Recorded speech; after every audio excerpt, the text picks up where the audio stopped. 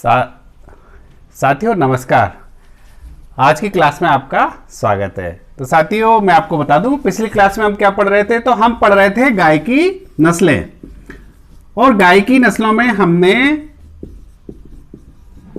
सबसे पहले देसी ग्रुप लिया था और देसी ग्रुप में हम पढ़ चुके थे, सबसे पहले दुधारू नस्लें हम पढ़ चुके थे और उसके बाद हम पढ़ रहे थे द्विकाजी नस्लें। द्विकाजी नस्लों में हमने देख लिया था, सबसे पहले हमने देखी थी हरियाणा, दूसरे नंबर पर देखी थी हमने कांकरेज, तीसरे नंबर पर हमने जो नस्ल देखी थी वो थी थार पारकर और अब जो चौथे नंबर पर नस्ल आ रही है उसका नाम है राठी। बहुत ही इंपॉर्टेंट नस्ल है राठी, सब लोगों को बहुत अच्छे से याद होना चाहिए। सबसे पहले तो हम इसका ओरिजिन देख लेते हैं, उत्पत्ति कहां है, तो ये है बीकानेर जिले में है, बीकानेर जिले में। और बीकानेर जिले में एक तहसील है जिसका नाम है लूणकरणसर।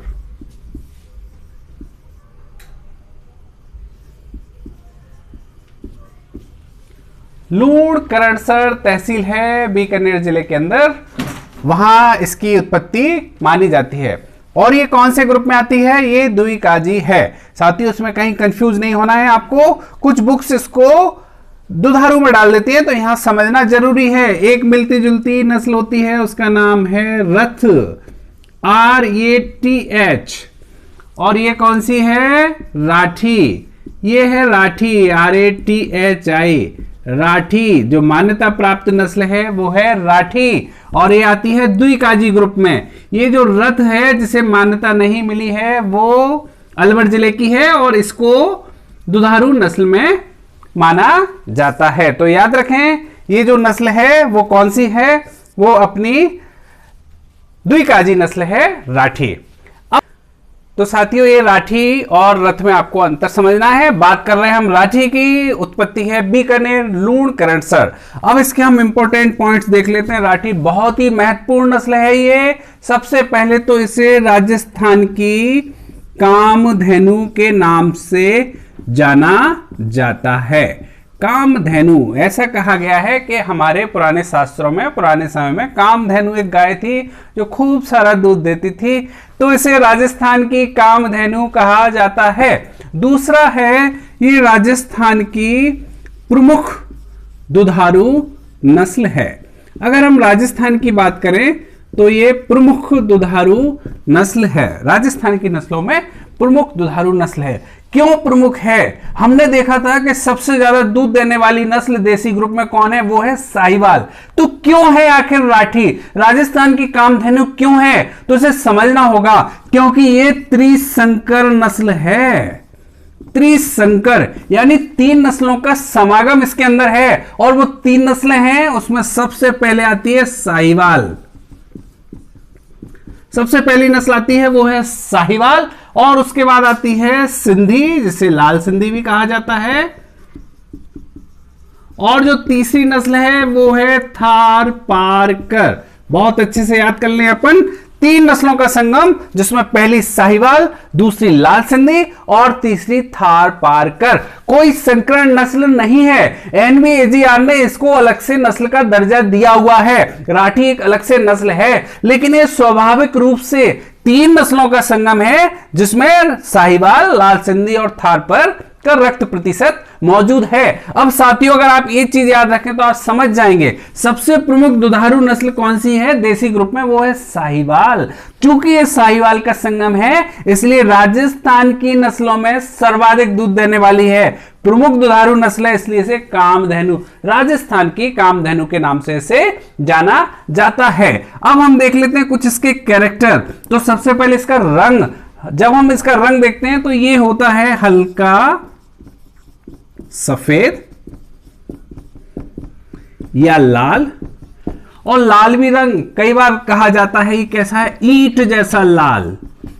मकान बनाने वाली जो ईंट होती है, ब्रिक होती है, उस जैसा इसका रंग लाल है और जिस पर काले धब्बे पाए जाते हैं, काले धब्बे पाए जाते हैं। साथियों अब यहाँ एक चीज और आपको देखना है, हमने क्या देखा था, साहिवाल का एक कैरेक्टर, साहिवाल का कैरेक्टर क्या था, उसको लोला कहते हैं क्योंकि उसकी स्किन कैसी होती है, ढीली। तो यहाँ साहिवाल का संगम है तो इसकी त्वचा भी ढीली होती है, त्वचा इसकी ढीली होती है। और साथ में आपने लाल सिंधी का एक कैरेक्टर देखा था, लाल सिंधी का कैरेक्टर था, इसका गल कंबल डेवलप होता है, पूर्ण विकसित। तो इसका गल कंबल आकार में बड़ा होता है, आकार में ये बड़ा होता है। तो ये मेन कैरेक्टर है। अगर आप राठी का याद रखेंगे त्रिशंकर नस्ल, तो वो आपको समझ में, इसके सारे कैरेक्टर समझ में आ सकते हैं। दूध इसका उत्पादन 1200 से 1500 लीटर प्रति ब्यात, एक लैक्टेशन में 1200 से 1500 लीटर ये दूध देती है। साथियों हाँ, अपन को एक चीज याद रखना है कि दो नस्लें हैं जिनको हम राजस्थान की नस्ल मानते हैं, एक कौन सी है, थारपारकर, और दूसरे नंबर पर कौन सी है, राठी। लेकिन जो थारपारकर नस्ल है वो गुजरात के कच्छ इलाके में भी मिलती है, राजस्थान की तो है लेकिन वो गुजरात के कच्छ इलाके में भी मिलती है। तो कभी अगर ऐसा प्रश्न आता है कि राजस्थान की नस्ल है और उसमें राठी और थारपारकर दोनों ऑप्शन आते हैं, तो हमको सबसे पहले राठी पर ही टिक लगाना है।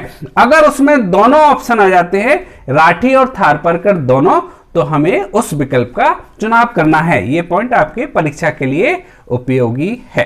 तो ये हमारी नस्ल थी, वो थी राठी। अब इसके बाद 5वें नंबर में कौन सा ग्रुप चल रहा है हमारा, द्विकाजी। याद रखें साथियों, द्विकाजी ग्रुप चल रहा है। और द्विकाजी में जो अगली नस्ल आती है उसका नाम है मेवाती। मेवाती अगली नस्ल है और ये कहां पर मुख्य रूप से मिलती है, तो ये मिलती है एक तो भरतपुर में, राजस्थान के भरतपुर में मिलेगी ये, और साथ में ये मिलती है मथुरा, इसी से लगा हुआ उत्तर प्रदेश का है ये जिला, मथुरा क्षेत्र, उस क्षेत्र में ये पाई जाती है।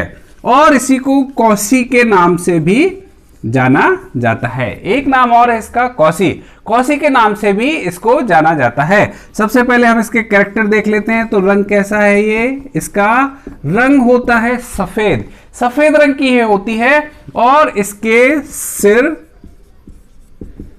गले और कंधे पर, तीन जगह सिर, गले और कंधे पर हल्का काले रंग के, हल्के काले रंग के धब्बे पाए जाते हैं। इसका मेन कैरेक्टर, दूध उत्पादन 800 से 1000 लीटर प्रति ब्यात होता है। तो मुख्य रूप से ये 5 नस्लें कौन से ग्रुप में आती हैं, वो आती हैं द्विकाजी नस्लों में आती हैं। अब उसके बाद जो अगला ग्रुप आता है, हमने उपयोगिता के आधार पर 3 भागों में बांटा था, दुधारू हो गई, द्विकाजी हो गई। अब जो तीसरा ग्रुप आता है वो है भारवाहक, बोझ ढोने वाले, भारवाहक या ड्रॉट एनिमल। अब इसमें जो सबसे मुख्य नस्ल आती है भारवाहक ग्रुप में, वो है नागौरी, सबसे इंपॉर्टेंट नस्ल, बार बार इस पर प्रश्न बनते हैं, वो है नागौरी। जैसा कि इसका नाम है, तो उत्पत्ति क्षेत्र कहां है, तो राजस्थान का जो नागौर जिला है, राजस्थान का नागौर जिला इसका उत्पत्ति क्षेत्र माना जाता है। और नागौर के आसपास के जो जिले हैं, जोधपुर वगैरह, उसमें ये बहुतायत से मिलती है। मुख्य रूप से नागौर की है।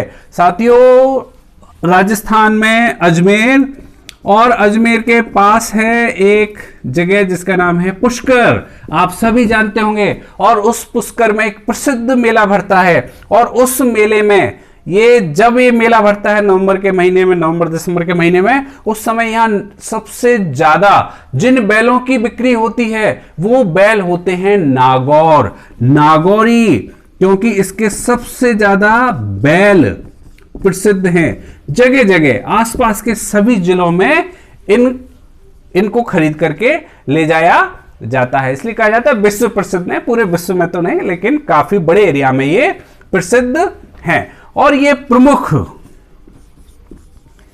याद रखें, ये प्रमुख राजस्थान की प्रमुख भारवाहक नस्ल है। सबसे इंपॉर्टेंट इस ग्रुप की, भारवाहक ग्रुप की सबसे इंपॉर्टेंट, राजस्थान की सबसे इंपॉर्टेंट नस्ल है, क्योंकि इसके बैल बहुत प्रसिद्ध हैं। क्यों प्रसिद्ध हैं? क्योंकि सबसे तेज दौड़ने वाले फुर्तीले बैल इनको माना जाता है। तो कहीं अगर बैलों की दौड़ प्रतियोगिता हो रही हो तो कौन जीतने वाला है? उसको नागौरी के बैल जीतने वाले हैं। और साथ में ये दौड़ने के लिए बहुत फेमस है, बहुत तेज दौड़ते हैं। तो इनका सीना कैसा होगा? इनकी पीठ होती है सीधी, बिल्कुल दौड़ने के लिए अनुकूलित पीठ इनकी बिल्कुल सीधी होती है, और साथ में इनकी मजबूत गर्दन होती है और सीना इनका चौड़ा। ये इनके मुख्य कैरेक्टर हैं। जब अपन इनके मिल्क प्रोडक्शन की बात करते हैं, दूध उत्पादन की बात करते हैं, तो ये कौन सा ग्रुप है? भारवाहक। इनका दूध उत्पादन कम होगा और ये घट करके कितना? 600 से 800 लीटर, बहुत ही कम, 600 से 800 लीटर प्रति ब्यात होता है। अगर मैं परीक्षा के उपयोग के हिसाब से बताऊं तो जब हम पुराने पेपर को स्टडी करते हैं तो कहीं भी दूध का उत्पादन नहीं पूछा जाता है, क्योंकि इसमें बहुत ज़्यादा वेरिएशन है। लेकिन साहिवाल का आप जरूर याद रखें, 2700 से 3200 लीटर प्रति ब्यात। साहिवाल सबका रख सकते हैं, तो बिल्कुल आपको याद होना चाहिए। तो ये पहली नस्ल है, वो है नागौरी। अब इसी ग्रुप में जो दूसरी नस्ल आती है उसका नाम है मालवी। नागौरी सबसे प्रमुख भारवाहक नस्ल, बैल दौड़ने के लिए फेमस, सबसे तेज दौड़ने वाले बैल। अब जो दूसरी नस्ल आ रही है उसका नाम है मालवी। याद रखें साथियों, हम कौन सा ग्रुप पढ़ रहे हैं? अब भारवाहक पढ़ रहे हैं, याद रखना है, भारवाहक। और उसमें जो दूसरी नस्ल आ रही है वो है मालवी। ये मालवी आखिर कहां है? तो मालवी नाम ही इसका पड़ा है क्योंकि ये मालवा क्षेत्र की है, मालवा क्षेत्र। अब ये मालवा क्षेत्र कहां है? तो ये मध्य प्रदेश में है मालवा क्षेत्र। और मध्य प्रदेश का भी कौन सा इलाका? तो मध्य प्रदेश में जो रतलाम, मंदसौर, नीमच वाला जो इलाका है उसको मालवा क्षेत्र कहा जाता है। और इसी इलाके से लगा हुआ राजस्थान का हाड़ौती इलाका, राजस्थान का हाड़ौती इलाका वो देख लेते हैं। इस हाड़ौती इलाके में सब लोग जानते हैं, फिर भी झालावाड़,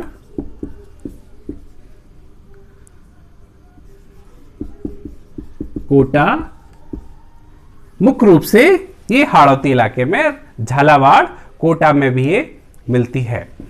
और साथ में नीमच से लगा हुआ चित्तौड़गढ़, इसमें भी ये पाई जाती है। मालवी नस्ल, इसका हम कैरेक्टर देख लेते हैं। इसका एक बड़ा फेमस शुद्ध उसका आगर एक क्षेत्र है, आगर एक क्षेत्र है। आगर क्षेत्र में इसका प्रजनन केंद्र मौजूद है मालवी का। इसके जो बैल होते हैं वो आकार में छोटे, बौने आकार के होते हैं।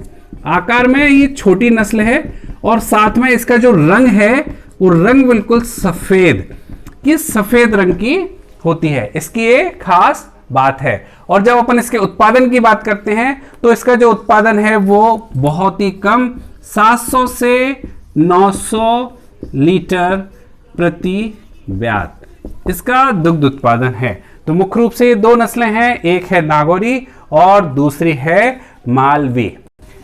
साथियों, ये हो गई देसी नस्लें। उपयोगिता के आधार पर ये तीन ग्रुप में हमने देख ली हैं, दुधारू देख ली, द्विकाजी देख ली और भारवाहक, ये तीनों ग्रुप हमने देख लिए हैं विस्तार से। अब इसके बाद जो अगला ग्रुप आता है वो है विदेशी नस्लें। गाय की नस्लों में अब हम देखेंगे विदेशी नस्लें। तो सबसे पहले तो हम देख लेते हैं कि कौन सी नस्लें हैं जिन्हें विदेशी कहा जाता है। तो याद रखना है सबसे पहले इसका वैज्ञानिक नाम इसका क्या है? Boss taurus. बॉस टॉरस इसका वैज्ञानिक नाम है। और साथ में ये कैसी होती है? कुबड़ रहित। इनकी सबसे बड़ी पहचान है कि इनके अंदर कुबड़ यानी हम्प, पीठ पे जो कांधोर होता है वो नहीं पाया जाता है। सबसे पहले हम देखते हैं कौन कौन सी नस्लें हैं। तो सबसे पहले इस ग्रुप में जो नस्ल आती है उसका नाम है जर्सी। बहुत ही फेमस नस्ल, भारत में सबसे पहले लाई गई नस्ल वो है जर्सी। और दूसरे नंबर पर जो नस्ल आती है उसका नाम है HF। इसको शॉर्ट में HF लिख दिया जाता है। इसका पूरा नाम लिख लें अपन, हॉलस्टीन फ्रीशियन, HF, हॉलस्टीन फ्रीशियन इसका पूरा नाम है। सबसे पहले जर्सी, दूसरे नंबर पर HF। दोनों बहुत ही इंपॉर्टेंट नस्ल हैं। तीसरे नंबर पर जो नस्ल आती है वो है ब्राउन स्विस। ब्राउन शुगर नहीं सुन लेना, ब्राउन स्विस तीसरी नस्ल याद करने के लिए, ब्राउन स्विस। फिर उसके बाद आती है अगली जो नस्ल आती है वो है आयर सायर। चौथे नंबर पर आयर सायर है।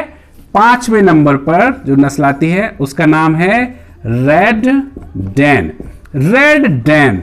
और जो छठे नंबर पर नस्ल आती है उसका नाम है गर्नशी, गर्नशी, गर्नशी। उसके बाद जो सातवीं आती है उसका नाम है सॉल्ट हॉर्न, सॉल्ट हॉर्न। ये मुख्य रूप से 7 नस्लें हैं। अब हम हमारे लिए जो उपयोगी हैं उनका हम विस्तार से अध्ययन करेंगे। तो साथियों ये हैं विदेशी ग्रुप की नस्लें। अब सबसे पहले हम इनका विस्तार से अध्ययन करें तो जो सबसे पहले नस्ल हम ले रहे हैं वो है जर्सी। सबसे पहले तो हम याद रखें कि ये सबसे पहली नस्ल है जिसे भारत में लाया गया था। तो हम देख लेते हैं इसका उत्पत्ति क्षेत्र। तो इसका जो ओरिजिन है, जो उत्पत्ति क्षेत्र है वो जर्सी द्वीप समूह। ये जर्सी द्वीप समूह है, कहां का है? इंग्लैंड। ब्रिटिश शासन ने बहुत समय तक हमारे यहाँ राज किया, तो उसी समय ये लोग इसको उन्होंने यहाँ पर लेकर के आए। जर्सी द्वीप समूह इंग्लैंड की ये नस्ल है। तो याद रखें ये सबसे पहले ये नस्ल यहां आई थी। लेकिन अगर हम देखें आज की तारीख में इसकी संख्या बहुत कम है। आज की तारीख में इसका चलन बहुत कम हो गया है। सबसे पहले हम इसका रंग देख लेते हैं। तो इसका जो रंग है वो लाल रंग की ये होती है। इसका रंग जो है वो लाल है और उस पर कुछ सफेद धब्बे मौजूद होते हैं। रंग लाल है, सफेद धब्बे मौजूद होते हैं। साथियों ये जो है जितने भी विदेशी ग्रुप हैं हम याद रख लें, जर्सी भी, कि ये कैसी हैं? नाजुक हैं। तो इनको सर्वाधिक देखभाल की जरूरत हमको पड़ती है। ये नाजुक हैं इसलिए सर्वाधिक देखभाल की जरूरत पड़ती है। एक चीज मैंने आपको कॉमन बता दी कि इनके अंदर क्या होता है, हम्पलेस। ये क्या होती हैं? कुबड़ रहित नस्ल होती हैं। जर्सी कुबड़ रहित नस्ल है। एक चीज और याद रखना है कि विदेशी ग्रुप में इसका आकार छोटा है, आकार इसका छोटा होता है। किसमें? विदेशी ग्रुप में। ये अपने समूह में, जो विदेशी समूह है, विदेशी नस्लों का समूह है, उसमें इनका आकार सबसे छोटा है। और भी जो बड़ी इंपॉर्टेंट पॉइंट है वो है इसका फैट परसेंट। विदेशी नस्लों में चूंकि उत्पादन बहुत ज्यादा है तो उसमें वसा का प्रतिशत, दूध के अंदर वसा का प्रतिशत कम होता है। लेकिन ये वो नस्ल है जिसमें सर्वाधिक वसा प्रतिशत पाया जाता है। बहुत ही इंपॉर्टेंट पॉइंट है, विदेशी ग्रुप में सर्वाधिक वसा प्रतिशत इस नस्ल के अंदर पाया जाता है और वो वसा प्रतिशत 5.25 से 5.5% तक होता है। याद रखने वाली बात है, सर्वाधिक वसा इसके अंदर मौजूद होता है। एक और बड़ा इंपॉर्टेंट पॉइंट है वो है इसका उत्पादन। तो जब हम इसके उत्पादन की बात करते हैं तो इसका दूध उत्पादन 4000 से 4200 लीटर प्रति ब्यात, एक दुग्ध काल में 4000 से 4200 लीटर ये दूध देती है। साथियों यहाँ थोड़ा सा कंपैरिजन कर लें। हमने देखा था देसी ग्रुप में जो नस्ल थी साहिवाल, जो सर्वाधिक दूध देती है, उसका कितना था? 2700 से 3200। और यहाँ देखें, यहाँ इसका कितना है? 4000 से 4200 इसका दूध उत्पादन होता है। तो ये कुछ इंपॉर्टेंट पॉइंट हैं जो आपको याद रखना है। ये नस्ल सबसे पहले भारत में जरूर लाई गई थी, लेकिन अब इसका चलन कम होता गया है। कम होते होते अब इसको किसने पछाड़ दिया है, तो वो है दूसरी नस्ल। विदेशी ग्रुप में जो दूसरी नस्ल आती है वो बड़ी ही इंपॉर्टेंट हो गई है आज, और सब लोग उसको बहुत अच्छे से जानते हैं। जो जर्सी के बाद जो दूसरी नस्ल आ रही है उसका नाम है HF। HF पूरा नाम लिख लेते हैं,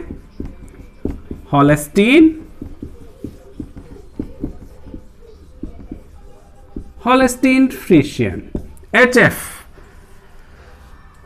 सबसे पहले इसका ओरिजिन देख लेते हैं। तो इसका ओरिजिन है हॉलैंड, नीदरलैंड। इसका ओरिजिन माना जाता है। सबसे पहला पॉइंट, सबसे इंपॉर्टेंट पॉइंट, आज की तारीख में सर्वाधिक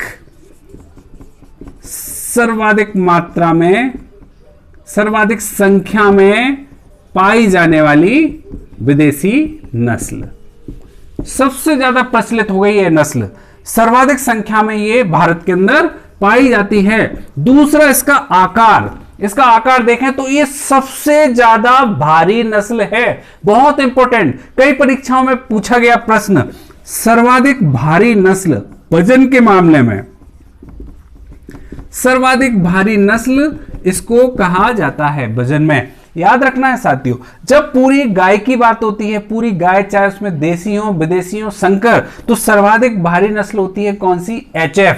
लेकिन अगर देसी गाय पूछा जाता है, अलग से देसी गाय पूछा जाए, तो देसी गाय में सर्वाधिक भारी नस्ल कौन सी है? वो है आपकी कांकरेज। ठीक है, ये अपन को याद रखना है। इस तरह से हमको कंपैरेटिव स्टडी करना है। सर्वाधिक भारी नस्ल है। अब दूध की बात करते हैं, तो दूध में भी सर्वाधिक देसी ले लो, विदेशी ले लो, कोई भी नस्ल ले लो, गाय की जितनी नस्ल है उनमें सर्वाधिक दुग्ध उत्पादन वाली नस्ल है। दुग्ध उत्पादन कितना है? तो वो दुग्ध उत्पादन इसका 5000 से 6000 लीटर प्रति ब्यात, 5000 से 6000 लीटर प्रति ब्यात इसका दुग्ध उत्पादन है। और साथियों, इसके साथ सर्वाधिक दूध उत्पादन का विश्व रिकॉर्ड इसी के नाम दर्ज है। सर्वाधिक दूध उत्पादन का जो रिकॉर्ड है वो इसी के नाम दर्ज है। करीब 35,300 लीटर दूध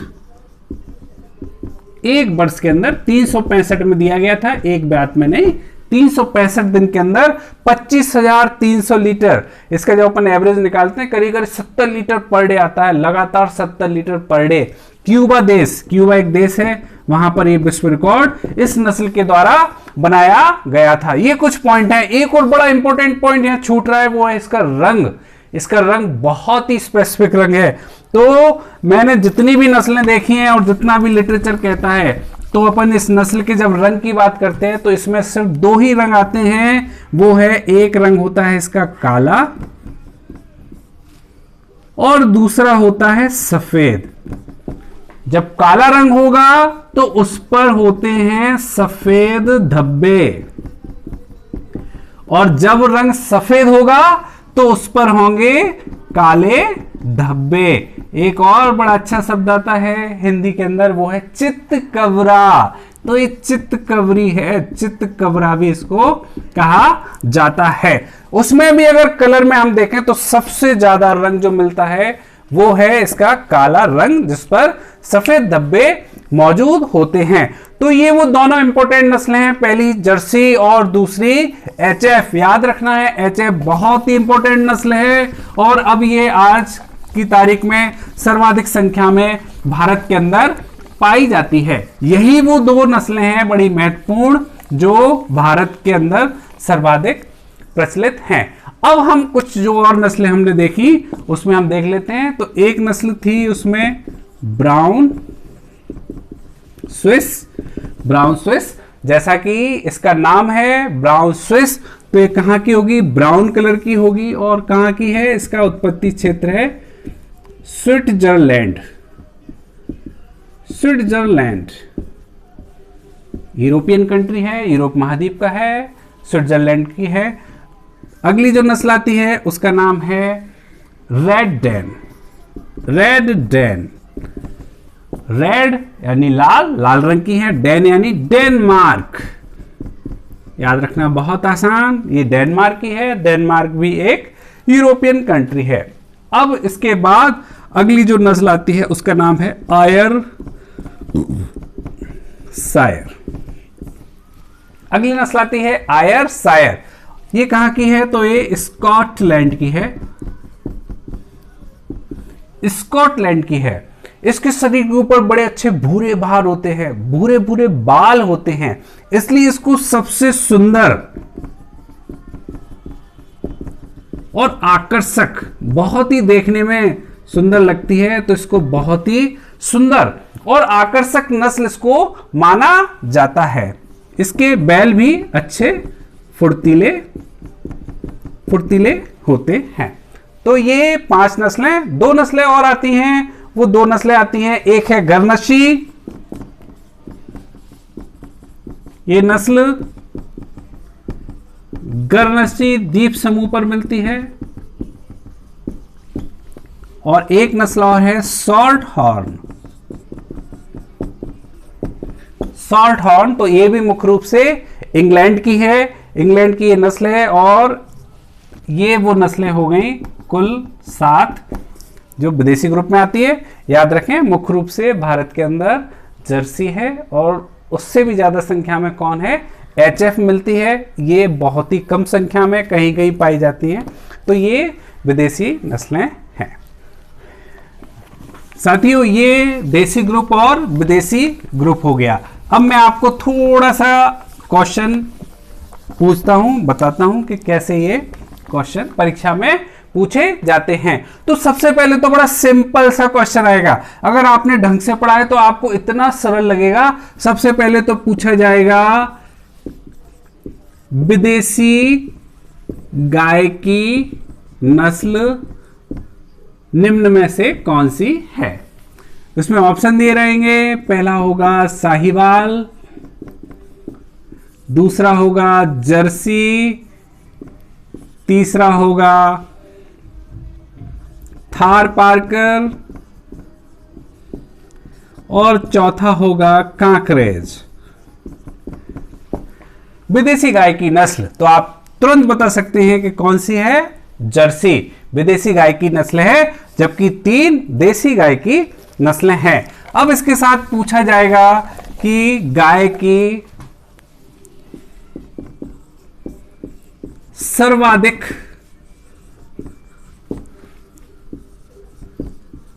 दुग्ध उत्पादन वाली नस्ल है। हमें क्वेश्चन को बहुत ध्यान से पढ़ना है कि आखिर क्वेश्चन क्या पूछ रहा है। क्वेश्चन ने पूछा है गाय की सर्वाधिक दूध देने वाली नस्ल। उसने देसी विदेशी का कोई वर्णन नहीं किया है, पूरे गाय की बात की है। तो इसके ऑप्शन देखते हैं हम। तो सबसे पहले आता है साहिवाल, दूसरा आता है ऑप्शन जर्सी, तीसरा आता है ऑप्शन थार पार्कर और चौथा आता है HF। जब किसी भी ग्रुप की बात नहीं की है गाय की, तो सर्वाधिक दूध देने वाली जो नस्ल है आपके दिमाग में तुरंत क्लिक हो गया है, आप लोग सही जवाब दे रहे हो, वो है HF हॉलस्टियन फ्रीशियन। इसी क्वेश्चन को हम देखते हैं। अगर देसी गाय की सर्वाधिक दूध देने वाली नस्ल कौन सी है, अगर ये प्रश्न ऐसे आ जाता देसी, तो जहां देसी की बात आती तो ये जर्सी और HF तो प्रतियोगिता से बाहर, तो फिर कौन सी नस्ल हो जाती दोस्तों? वो हो जाती साहिवाल। तो इस तरह से कोई सा भी प्रश्न आने पर आप ये प्रश्न हल कर सकते हैं। अब ये गाय की नस्लें अभी पूरी नहीं हुई हैं, अभी संकर नस्लें और मौजूद हैं, जिसका वर्णन हम अगले लेक्चर में करेंगे। बहुत बहुत धन्यवाद।